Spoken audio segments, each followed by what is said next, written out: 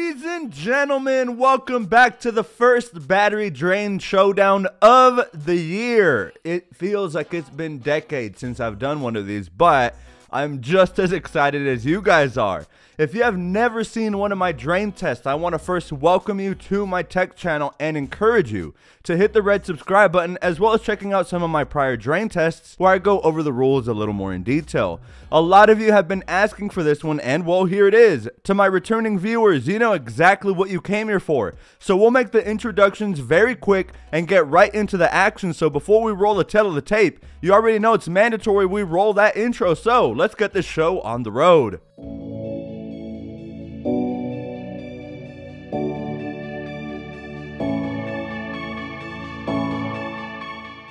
All right, tech brawl lovers, as most of you know, our reigning, defending champ, 4 or 5 videos in a row now.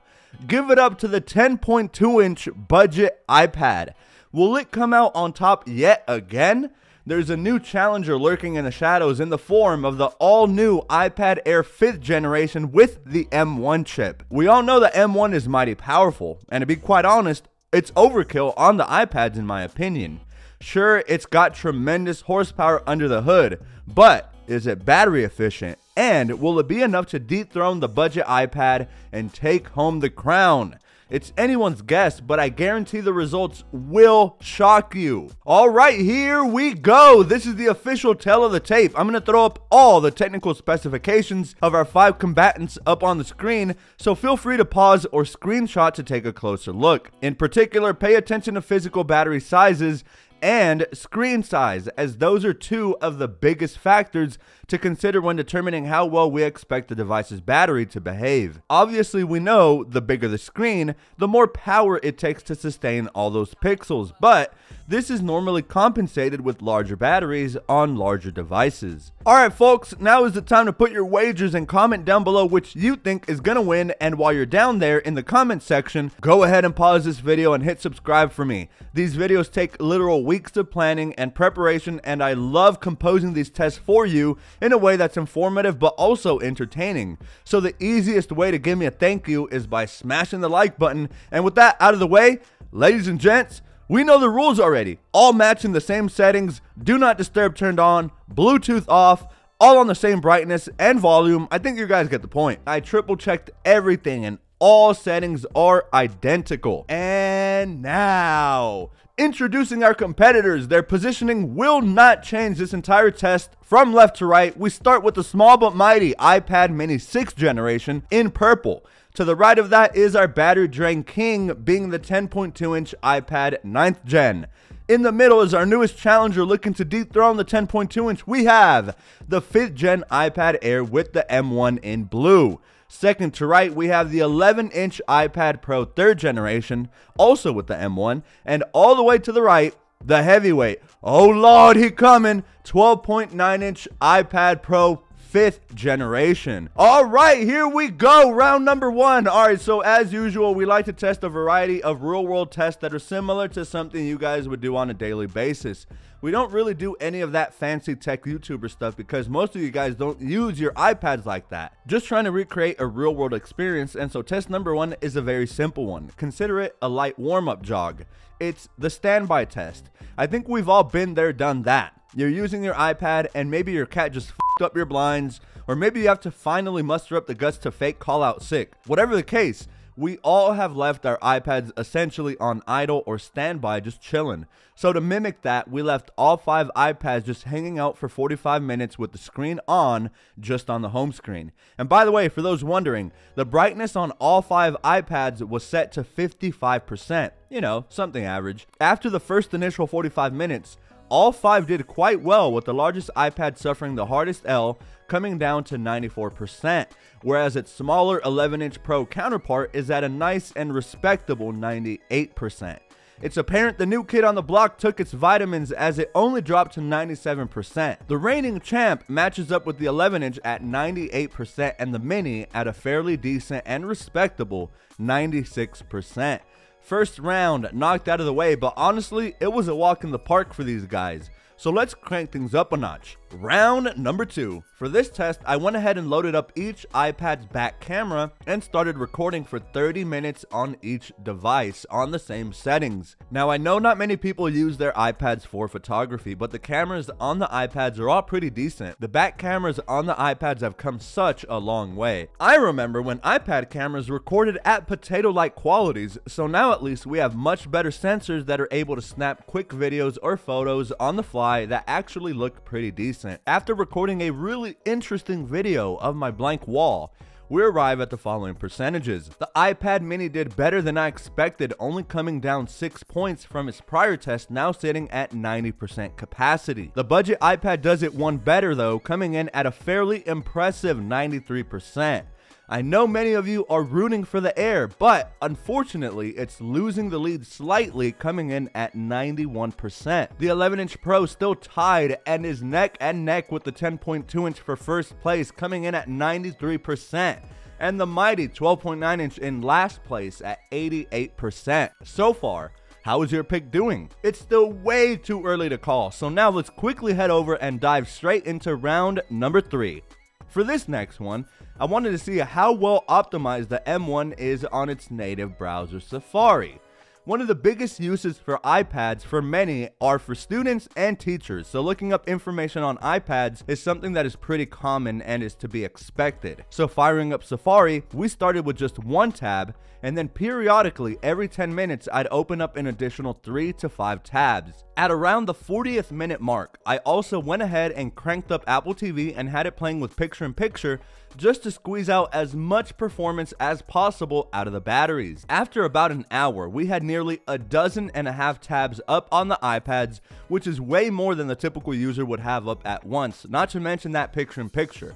But like I said, we gotta crank up the intensity for these guys just a little bit. So after everything was said and done, and after about 18 tabs later, we see that the 12.9-inch iPad skipped cardio day way too many days in a row. It packed up on the carbs as it now sits at 70% battery capacity. Still respectable, but still in last place. The 11-inch Pro now sits at a much healthier 83%.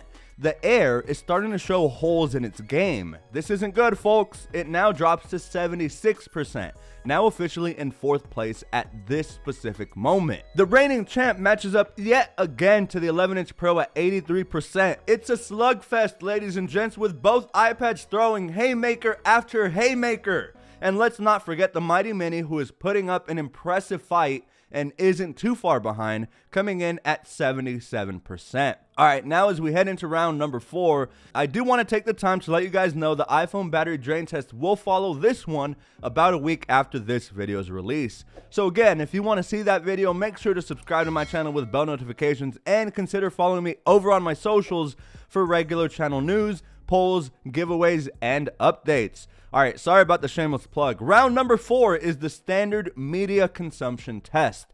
Everybody has their streaming preference. It seems like just about every company got some kind of foot in the streaming game, but the big ones are Netflix, Hulu, Disney+, Apple+, and so on.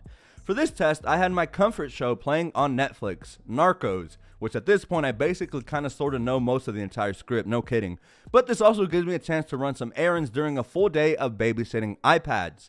And as the proud owner of this channel, I lead by example, and just like these iPads, I was able to find time to go into the gym and hit the combat room and hit the punching bag along with some cardio, and then came back to cook some delicious Parmesan crusted chicken. And after all that, which took around 2.5 hours, all 5 combatants are still proudly standing, although starting to get a little gassed out. At this point in the competition, we're about 5 hours in, and all of the iPads deserve a round of applause for their valiant efforts. Let's start with the iPad mini, which falls short of half capacity, coming in at a very commendable 47%. Not bad for basically 5 whole hours of continuous use. Then the reigning champ seems to just shrug at every single challenge we throw at it, coming in at 63%. The mighty iPad Air with M1 isn't looking so mighty, to be completely honest, and I myself was blindsided to see that maybe it forgot to take its PEDs or something. I don't know, who knows. But it's not looking too good for the Air, as ladies and gents, it drops to a pitiful 41%. Yikes. The 11-inch Pro, on the other hand, chillin', but now losing the lead to the budget iPad, coming now in second with 59%. And our heavyweight, the 12.9-inch iPad Pro, shows some heart and refusing to finish in last, now overtakes the Air for 4th place, coming in at 43%. Whoa. This round was a total shocker, but honestly, this round is the Achilles heel sometimes, as it truly tests out the endurance and cardio of the devices. Most of us use our iPads for consuming content like Netflix or watching YouTube videos. Shout out, by the way, to those watching this video on an iPad. But let's not throw in the towel for the iPad Air just yet. It still has plenty of juice and can still make something happen. It's still anyone's dub to take. Now, moving on to test number 5, the gaming test. And for this one, I pulled up All Reliable, Temple Run 2, for 2 reasons. Number 1, it's AFKable, which means I don't have to actively watch it since it loops endlessly. And number 2, I feel like this is a decent game to test out that's in the middle in terms of graphical performance. For these kinds of tests, I always like to get the sweet spot. So even though Temple Run 2 is by no means a game that is ultra graphically intensive, it isn't overly simple either. There's enough going on in the screen which reflects real-world usage quite well, at least in my opinion. It was either this or Clash Royale, but honestly the new balance updates on Clash have been making me mad, been taking too many L's. But anyway, after letting Temple Run 2 loop endlessly on all 5 for a whole 60 minutes, we arrive at the following figures. In last place yet again is the iPad Air 5. This is no coincidence at this point, and it appears that the Air 5 is running out of time to make something happen. However, the chunky 12.9-inch iPad also fell to the exact same percentage, also coming in at 17%. It's a back and forth for last place, I swear. The iPad mini fell to slightly above a quarter capacity at a nice 26%, while the 11-inch Pro continues to lose the lead against the reigning champ, now falling to 36%, while the King is up there high and mighty at a very healthy 47%. So guys, what about now? How's your pick doing? At the end, I'll hypothesize what I think is going wrong on the M1 Air. But before that, we do have to finish testing.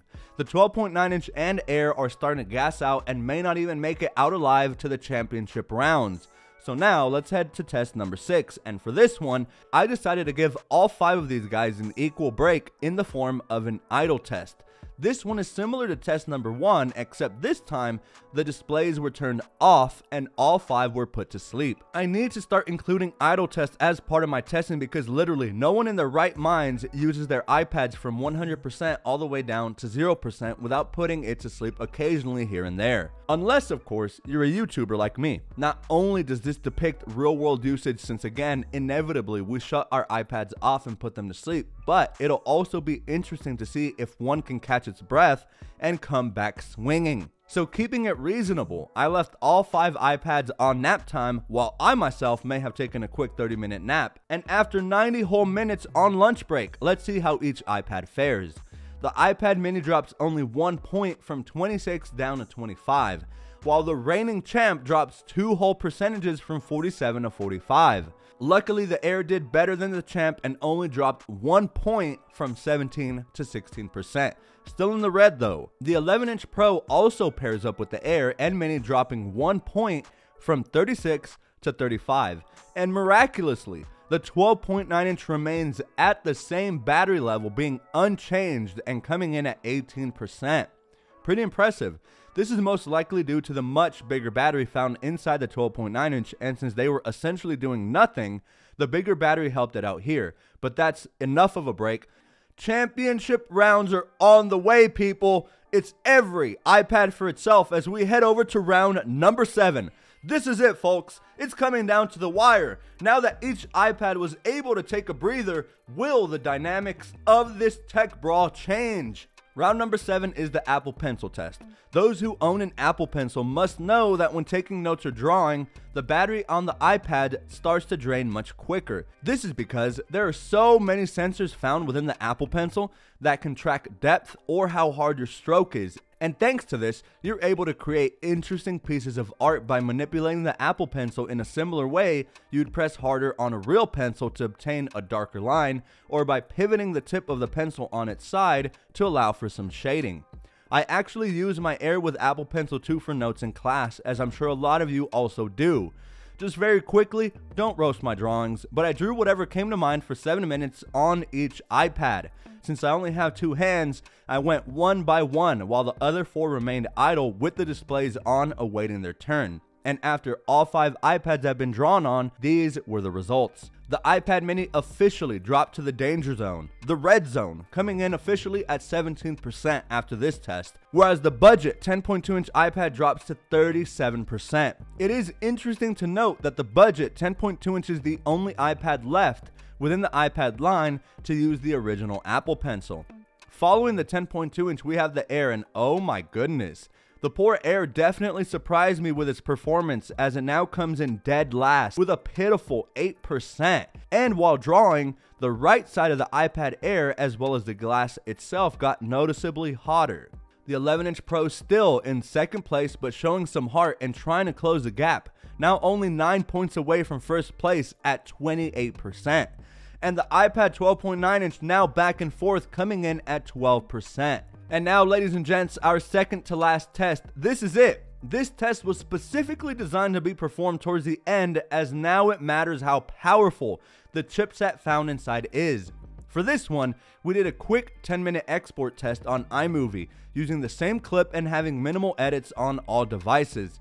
Once airdropped to each, we fired up iMovie, performed very light edits, and began exporting the clip on all 5 iPads. Here, in theory at least, the better the chipset, the better it should perform battery-wise, because say you have a weak chip versus a more powerful one, and you perform the same export, well, it's obvious the weaker chip is going to take longer and thus drain more power in the meantime. It's like, take some scrawny 90-pound dude and then take some dude on roids and have them each complete 100 reps on bench with 2 45s on each side. Obviously, old roid head is going to finish faster and probably use less effort. So the same idea applies here. This is where the M1 should shine, but to my surprise, even the Mini and 10.2-inch, which have the A15 and A13 chips respectively, did spectacularly, and it goes to show that even these chipsets are more than adequate for most people, and proves my point that the M1 is pretty much pointless on the iPads so long as they are confined to the walls of iPadOS. Anyway, that's a video for another day. Back to the testing. The 12.9-inch fell from 12% to 5% since last round, now hovering dangerously close to tapping out. The 11-inch Pro falls only 6 points from last test, down to 22%. The Air literally on its last legs, and so close to throwing in the towel. It's now hanging on for dear life at 1%. I know, pretty disappointing. The budget iPad yet again flexes its muscles and comes in still at a very respectable 31%. Down only 6 points from the prior test. And finally, the Mini also down only 6 points, now coming in at 11%. And now, iPad enthusiasts, this is it. We have come to the last and final round. Round number 9, as is typical, is the YouTube test, where we let each device run TheJuan&Only's awesome battery drain playlist, which you can find on the card at the top right, and is meant to mimic the millions of people who prefer to enjoy watching YouTube videos on a bigger screen that isn't their iPhone. I do this just about every single day on my 12.9-inch, and sometimes even my Mini when I'm on the go.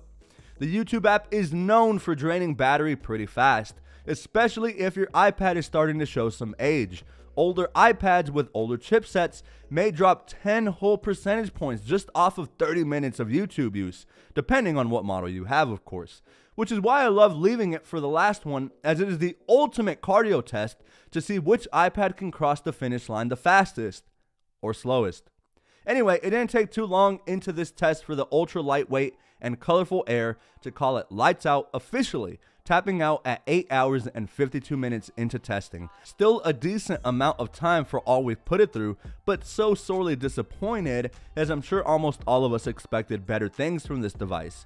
Then, not long after that, as expected, the 12.9-inch fell right on cue, coming in 4th place, officially throwing in the towel at 9 hours and 7 minutes. Now this surprised me. Normally the 12.9-inch is the first to go, due in part to the massive display and ProMotion, but the Air going before the 12.9-inch, now that's crazy.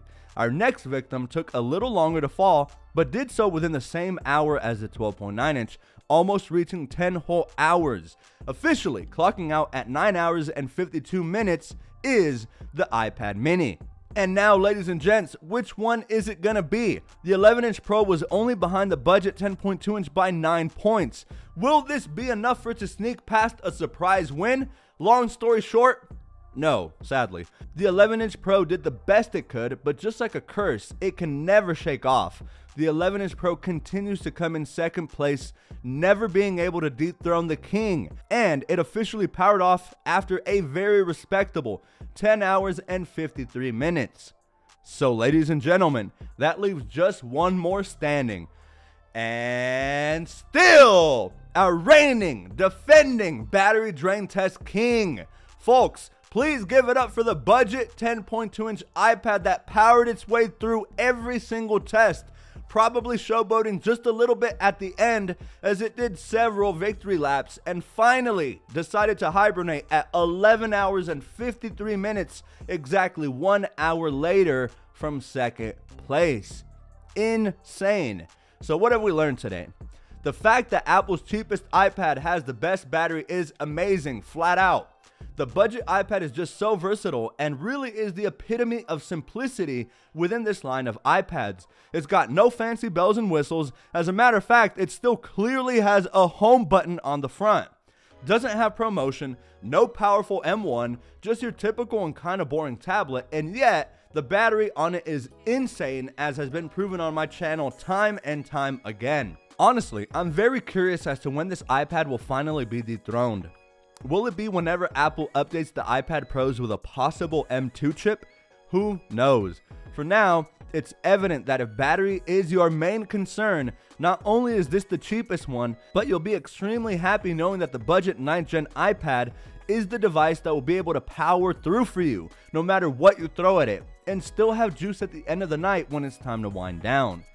Also, about the iPad Air 5th Gen. Yeah, I'm not quite sure what happened, but I have a theory. The YouTube channel Max Tech has once shouted out my channel before, so now it's my turn.